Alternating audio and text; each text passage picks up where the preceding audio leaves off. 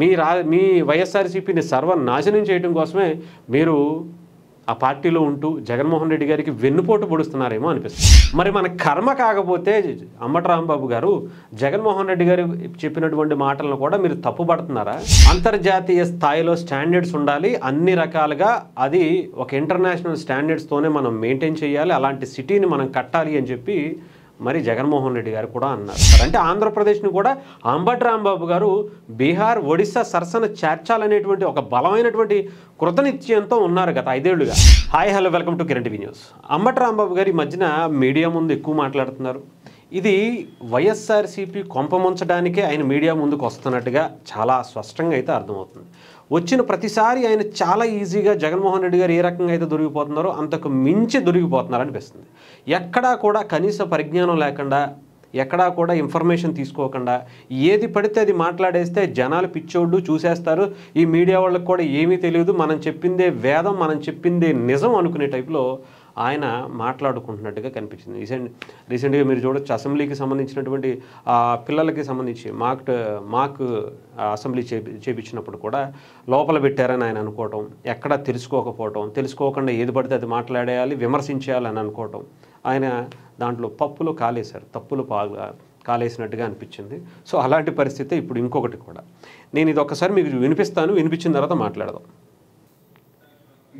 మేము 3 రాజధానులని మాట్లాడిన మాట నిజం, దీనిలో ఏం సందేహం లేదు కదా. చంద్రబాబు నాయుడు గారు ఒక రాజధానిని మాట్లాడిన మాట నిజం. ఆయన వచ్చాడు అధికారంలోకి, ఒక రాజధాని చేస్తున్న వ్యవహారం మీద మేము చెప్తున్నాం. మేము 3 రాజధానులు చేయమట్లేదు చంద్రబాబుని. ఒక రాజధాని చెప్పాడు, ఈ రాజధాని అద్భుతం అన్నాడు, ప్రపంచంలోనే ప్రపంచ స్థాయి రాజధాని అన్నాడు.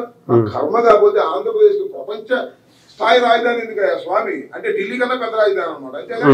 ఏంటో అంత గొప్ప మనం, నాకు అర్థం కాలేదు. అవును, మనం తక్కువే, మనం వేస్ట్. అసలు తినడానికి తిండి లేక అసలు మనం అడుక్కు తినేటువంటి స్టేజ్లోకి తీసుకొచ్చింది మీరు కదా సార్. ఇంత దారుణంగా ఇంత ఆంధ్రప్రదేశ్ని 5 ఏళ్లలో అడుక్కునే ఆంధ్రప్రదేశ్గా చేశారు కదా సార్ మీరు. అందుకే మీకు అలాగే అనిపిస్తుంది. ఆంధ్రప్రదేశ్ ఎదగకూడదు, ఆంధ్రప్రదేశ్ భవిష్యత్తు బాగోకూడదు, ఆంధ్రప్రదేశ్ ఎప్పుడు ఇలా మీ ప్రభుత్వం అధికారంలో ఉండగా ఎలా అయితే అడుక్కుతుందో అలాగే అడుక్కుంటా జీవితాంతం అలాగే ఉండాలి ఆంధ్రప్రదేశ్ ప్రజలు. ఏంటి సార్ అసలు ఇవి? ఎంత దారుణమైనటువంటి ఆలోచన. మీరు ఏ పార్టీ అయినా అవ్వండి, మీరు ఏ పార్టీనైనా తిట్టండి, చంద్రబాబు నాయుడు గారిని తిట్టండి, పవన్ కళ్యాణ్ గారిని తిట్టండి, ఇంకొకరిని తిట్టండి, మాకు అనవసరం. ఆంధ్రప్రదేశ్ గురించి మీకు ఎందుకు అంత చులకన భావం, ఎందుకు అంత అక్కసు? ఆంధ్రప్రదేశ్ అభివృద్ధి చెందితే మీకు గిట్టట్లేదా? మీరు బతకటానికి కష్టం అయిపోతుందా? మీరు రేపొద్దున రాజకీయం చేసుకోలేరా? చేత కావట్లేదా? అందుకని ఇలాంటి దిగజారుడు మాటల. ఒక రాజధాని కట్టలేకపోయారు కానీ 3 రాజధానులు కడతారంట. మరి 3 రాజధానులు ఎలా కడదామన్నా అనుకున్నారు మీరు? సరే, ప్రపంచ స్థాయి చంద్రబాబు నాయుడు గారు రాజధాని అంటే మీకు అక్కసు వచ్చేసింది కదా. ఒక వీడియో చూపిస్తాను అంబటి రాంబాబు గారు, మీరు ఒక్కసారి ఈ వీడియో చూడండి. సౌండ్ వినిపిద్దాం మళ్ళీ ఆయనకి, వినిపించదో వినిపించదు.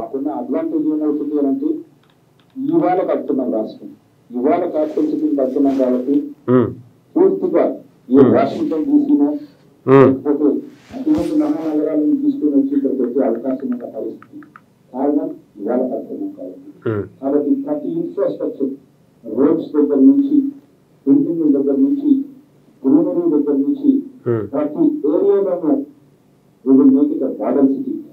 ఆ మోడల్ సిటీకి ప్లాన్ చేస్తాం. ప్లాన్ చేసిన తర్వాత అక్కడ యాంకర్ ప్లాన్స్ కింద ప్రాజెక్టుల యూనివర్సిటీస్ దేశంలోనే కాదు, వరల్డ్లోనే third class universities, third class schools, third class multinational companies తీసుకొచ్చే కార్యక్రమం చేస్తాం. చేసుకొని వచ్చి ఒక యూనిఫోర్గా క్రియేట్ చేస్తాం. చేసి చాలా ట్రాన్స్పరెంట్ గా, చాలా స్పీడ్గా ఆ గొప్ప సిటీ తీసుకెళ్తాం. ఏ కార్డియాక్ స్పెషలిస్ట్ అయినా కూడా, ఏ గొప్ప చదివిన వ్యక్తి కూడా హైదరాబాద్లో ఉండడానికి ఇష్టపడతాడు, బెంగళూరులో ఉండడానికి ఇష్టపడతాడు, ఢిల్లీలో ఉండడానికి ఇష్టపడతాడు. కానీ ఏ వ్యక్తి కూడా ఒడిశాలో ఉండడానికో, బీహార్లో ఉండడానికో, లేదా తిరుపతిలో ఉండడానికో ఇష్టపడతాడు. కారణం ఆ వ్యక్తికి తన ఓన్ చేసుకునే కొత్త సిటీ ఒకటి కావాలి. ఆ సిటీలో కొత్త స్కూల్స్ ఉండాలి, కొత్త కొత్త యూనివర్సిటీస్ ఉండాలి, కొత్త కొత్త కాలేజీలు ఉండాలి. ఎందుకు ఏమన్నారంటే జగన్మోహన్ రెడ్డి గారు కూడా అంతర్జాతీయ స్థాయిలో స్టాండర్డ్స్ ఉండాలి, అన్ని రకాలుగా అది ఒక ఇంటర్నేషనల్ స్టాండర్డ్స్తోనే మనం మెయింటైన్ చేయాలి, అలాంటి సిటీని మనం కట్టాలి అని చెప్పి మరి జగన్మోహన్ రెడ్డి గారు కూడా అన్నారు. మరి మన కర్మ కాకపోతే అంబటి రాంబాబు గారు జగన్మోహన్ రెడ్డి గారు చెప్పినటువంటి మాటలను కూడా మీరు తప్పుపడుతున్నారా? లేదంటే కనీసం కొంచెం వెనక్కి వెళ్ళి ఆయన ఏం మాట్లాడారో కొంచెం తెలుసుకోండి సార్. ఏది పడితే అది మాట్లాడేసి ఇలా ప్రతిసారి మీ జగన్మోహన్ రెడ్డి గారిని వైఎస్ఆర్సీపీని సర్వనాశనం చేయడానికే మీరు ఆ పార్టీలో ఉన్నట్టుగా ఉంది. నిజంగా చెప్తున్నాను కదా, ఎవరో సీమరాజా ఉంటాడు కదా, ఆయన అన్నట్టుగా ఆ పార్టీలో సర్వనాశనం చేయడానికి జగన్మోహన్ రెడ్డి గారిని మొత్తం బద్నాం చేయడానికే మీలాంటి వాళ్ళందరూ కూడా ఆయన చుట్టూ చేరినట్టుగా అంతర్జాతీయ కార్యదర్శి ఆయన చెప్తున్నటువంటి పరిస్థితిగా ఉంది. లేకపోతే ఏంటిది? ఆయనేమో ఒక మాట చెప్తారు, మీరేమో వద్దంటారు. ఆయన చంద్రబాబు నాయుడు గారు కడతానన్నారు, ఇవన్నీ పక్కన పెట్టండి. ఆఖరికి మీ నాయకుడు చెప్పినటువంటి మాటలను కూడా మీరు వినకపోతే ఎలా, తెలుసుకోకపోతే ఎలా? ఏది పడితే అది ప్రజల ముందుకు వచ్చి మాట్లాడేయటం, మన రాష్ట్ర స్థాయిని, తెలుగు ప్రజల ఆత్మగౌరవాన్ని, ముఖ్యంగా ఆంధ్రప్రదేశ్ గౌరవాన్ని, అభివృద్ధిని కూడా నాశనం చేయాలనుకోవటం. ఆయన చెప్పారుగా, బీహార్ కానీ ఒడిశా కానీ వెళ్ళరు అనుకుంటున్నారు. అంటే ఆంధ్రప్రదేశ్ని కూడా అంబటి రాంబాబు గారు బీహార్ ఒడిశా సరసన చేర్చాలనేటువంటి ఒక బలమైనటువంటి కృతనిశ్చయంతో ఉన్నారు గత 5 ఏళ్లుగా. అది జరగట్లే. ఇప్పుడు వచ్చినటువంటి గవర్నమెంట్ ద్వారా పవన్ కళ్యాణ్ గారు కావచ్చు, చంద్రబాబు నాయుడు గారు కావచ్చు, అటు కూటమి ప్రభుత్వం వచ్చిన తర్వాత అది జరగడానికి ఆస్కారం లేకుండా పోయింది. అదే కదా మీ బాధ, అందుకే కదా ఈ అక్కసు. ఏంటి ఎంత దిగజారుడు మాటలేంటి సార్, నాకు అర్థం కాదు.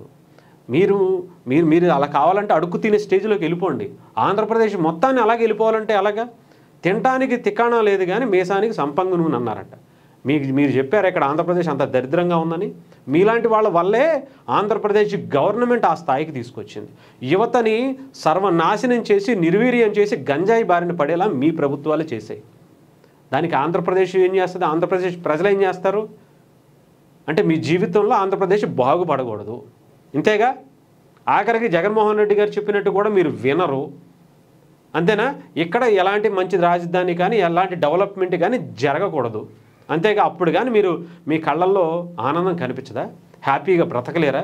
మీ గుంటూరు జిల్లానే కదా సార్, సత్తెనపల్లి ఇవన్నీ కూడా ఆ ఏరియా కిందకే వస్తాయి కదా సార్ రాజధానిలో. అంటే కొంచెం మీరు కూడా ఏదో ఒక పని చేయించుకోవచ్చు కదా, మీ చుట్టూ తిరిగే వాళ్ళకి ఉద్యోగాలు ఇప్పించుకోవచ్చు కదా. అలాంటి పనులు చేయరు. ఏది పడితే అది ఆంధ్రప్రదేశ్ని దిగజార్చడం కోసము, మీ వైఎస్ఆర్సీపీని సర్వనాశనం చేయడం కోసమే మీరు ఆ పార్టీలో ఉంటూ జగన్మోహన్ రెడ్డి గారికి వెన్నుపోటు పొడుస్తున్నారేమో అనిపిస్తుంది.